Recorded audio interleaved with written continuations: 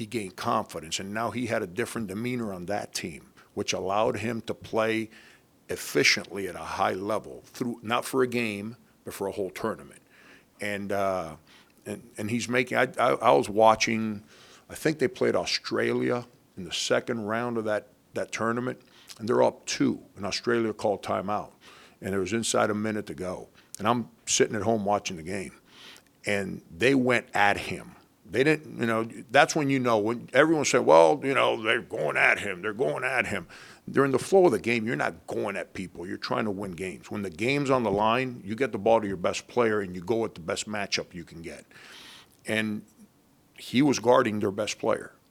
I'm sitting there saying, AJ's guarding the best player on the other team. This is interesting. And they went at him and they tried to screen him on 2 different occasions, and he refused to get screened. I said, that's a young man that's gotten better because he's bought into one of the things that we try to sell, which is our defensive mindset. And they won the game because a secondary player ended up taking a bad shot, and the guy they wanted to go make a play couldn't get the ball. And that showed me a lot about AJ on the spot.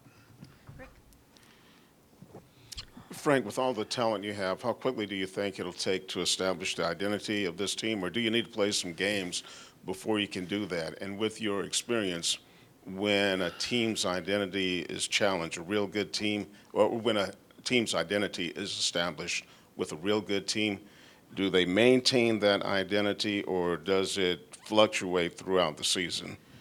No, Rick, I think this team's going to have an aggression, a resiliency, the word that was shared with me earlier, that comes from what we've lived together, what we've learned from each other from living together for the last couple of years with the guys on the team. So I think those things are going to be in place. I don't think a team changes its personality during the course of the year.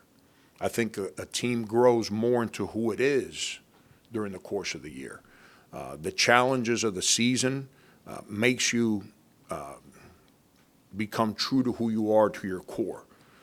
I think that's the biggest difference between being a fan and actually being a team member. Is fans, we, because I'm a fan too, we react in different ways and want change every time something doesn't work. That's not how life works. On the contrary, the more difficult the situations get, the more true to the core we have to become. And that's what the season teaches a team, is to believe in who you are and become that best version that you possibly can.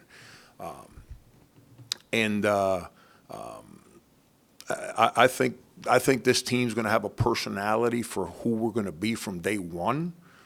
The question is, how do we handle things that are eventually coming? We're going to play a game. And everyone right now thinks they're going to play 30 minutes a game. There's not a guy out there who thinks he's playing the whole game. Well, unfortunately, they're not all going to play 30 minutes a game. The ones that don't get to play that amount of time early in the season, how do they handle that moment? I'm not sure. They're great teammates. They're fun to coach, but that's a real moment that's coming for us. How do we handle that? Do we understand, not accept, understand, maintain our focus as a teammate to do what I'm being asked to do so we can win, and then work harder to force my coach to play me more? Or do I kind of get self-centered and break away from what we've worked so hard to build and start worrying about myself and not work as hard because I'm going to pout rather than – I tell players all the time, if they know why they play and don't play. It's not potluck every day. They know because I tell them. If they're not playing and they pout, their chances of playing becomes less and less. If they grow, then they're putting unbelievable pressure on me to manage a moment. It's easy for me to handle pouting. It's really hard for me to handle guys that are committed to doing things that I'm asking them to do, because then I have to play them. So that means I got to manage things differently. But when they pout or they blame, they made my job easy.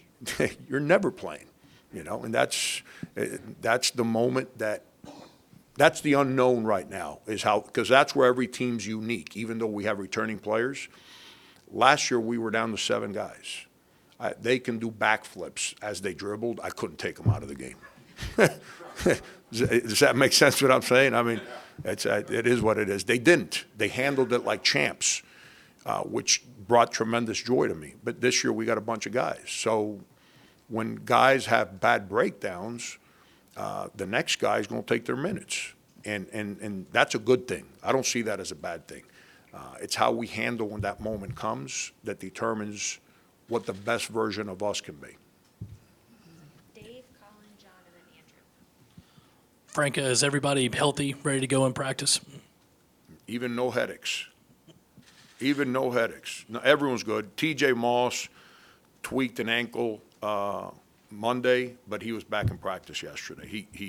I think he missed the last 30, 40 minutes of Monday's practice.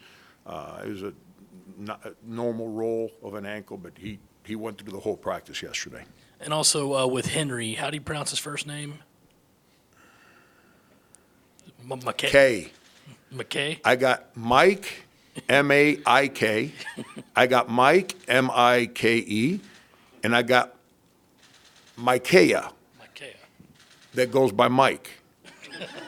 So we're going Mike, Kotsar, and K. That's how you pronounce his first name. How has he looked, and since he Yeah. got in, and how is he adjusting to the style and the pace here? Yeah, what I enjoyed when I watched him on film is that he played with a physicality at the rim that I enjoy.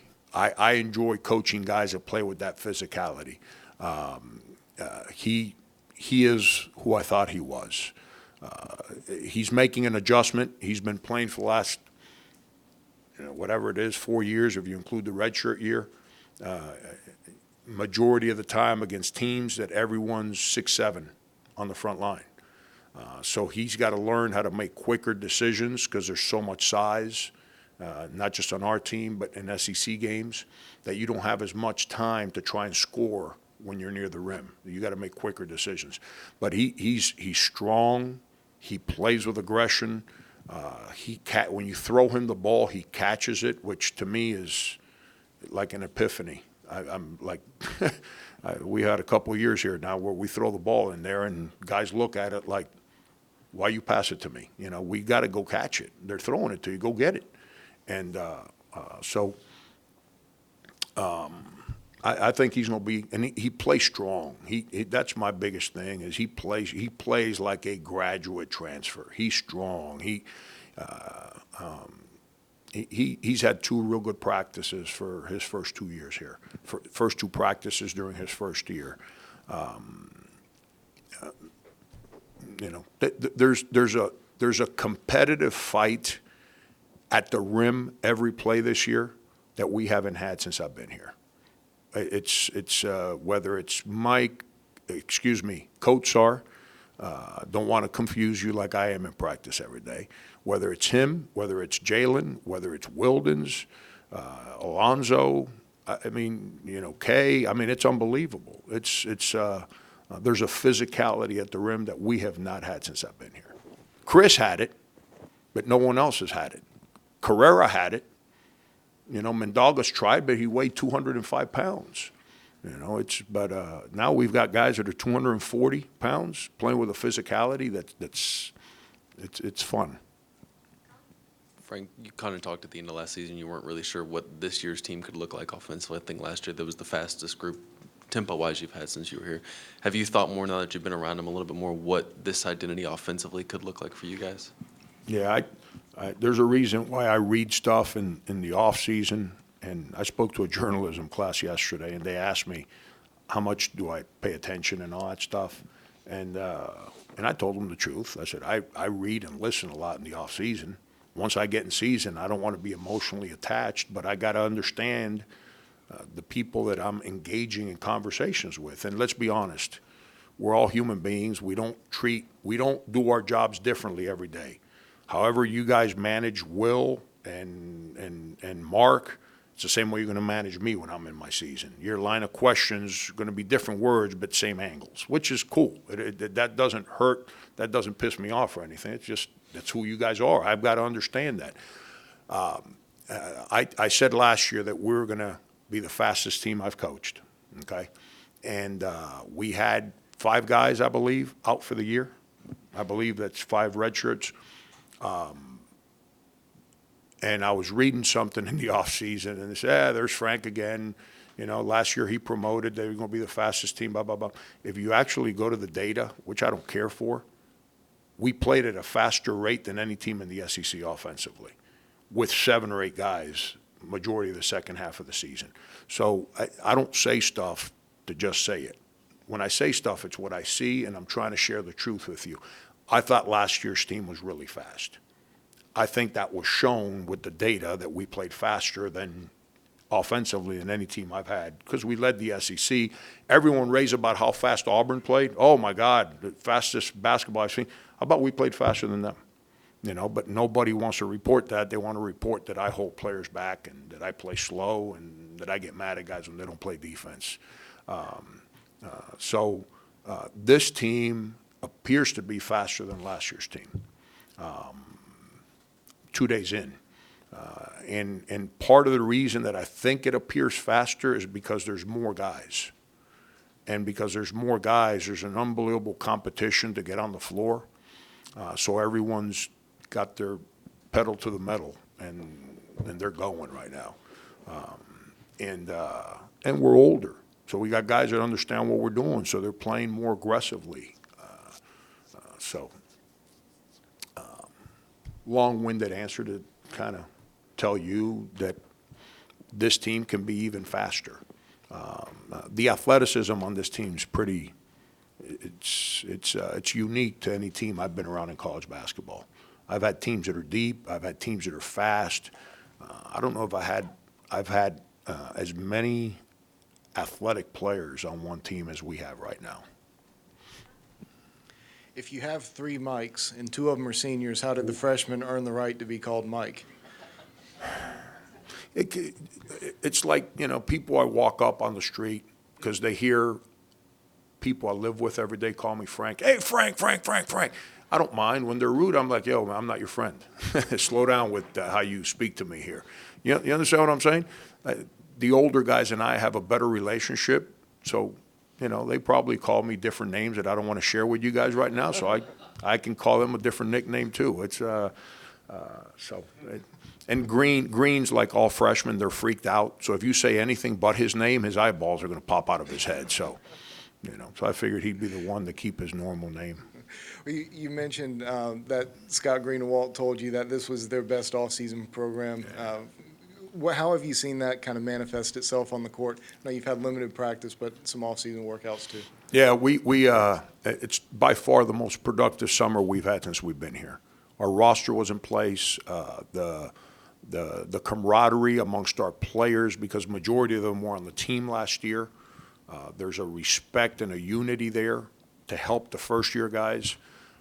What they did in the weight room, the work ethic of this team's real good. There's an enthusiasm for work with this team. We're no different than every other team across the country in any sport.